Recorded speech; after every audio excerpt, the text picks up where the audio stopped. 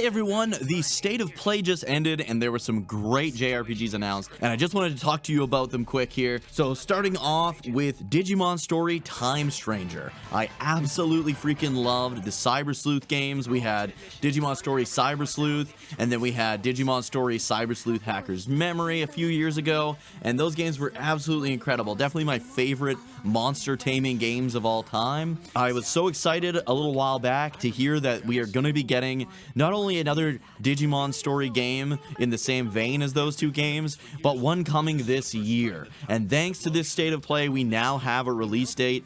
Digimon Story Time Stranger is coming out October 3rd. It sounds like we're traveling back in time, and we're going to be aiding in the survival of the digital world. It looks like Yggdrasil is going to be involved. I'm super stoked, man.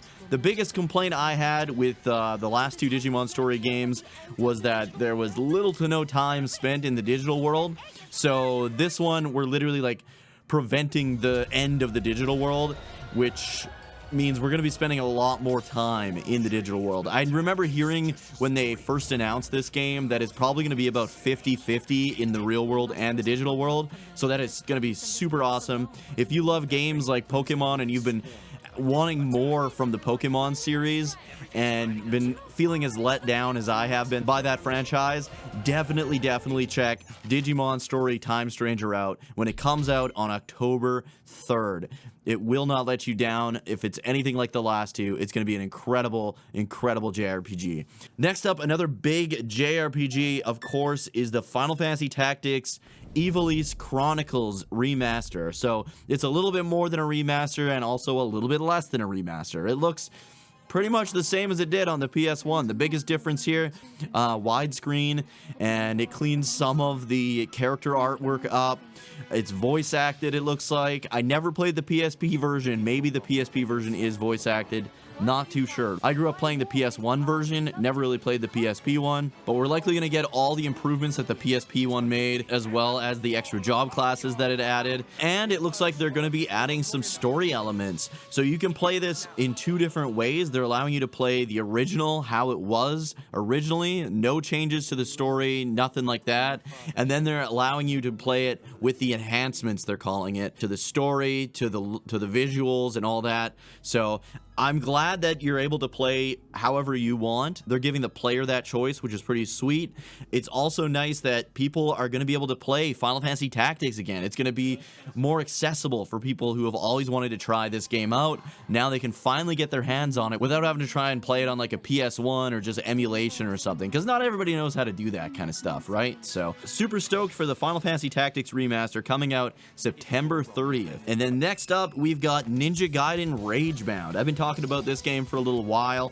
This is an action platformer. If you're a big fan of the Ninja Gaiden games, especially the 2D ones like I am, Ragebound looks like it draws a lot of inspiration from the Master System game, which is my favorite Ninja Gaiden game of all time. So super looking forward to that one, and it comes out July 31st, very soon. I am so freaking hyped. Next up, we got Bloodstained, the Scarlet Engagement. This is the latest and probably last of the Bloodstained games, because unfortunately Iga is not doing well health-wise, and I believe he is going to be retiring after this game. Thank you so much, Iga, for all your work with the Castlevania series and the Bloodstained games. Honestly, as much as I loved Bloodstained, I loved the classic Vania-style Bloodstained games even more.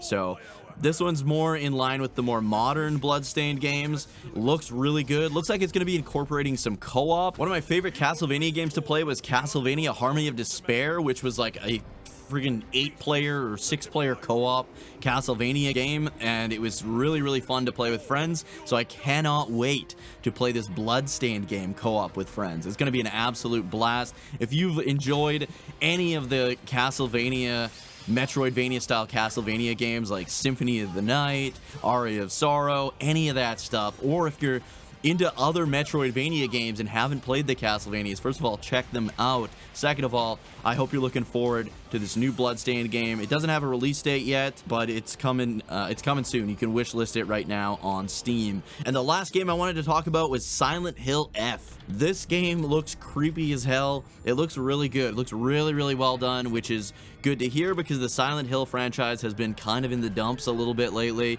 So I'm really happy to see that this game kind of captures that eerie vibe that the Silent Hill games are known for.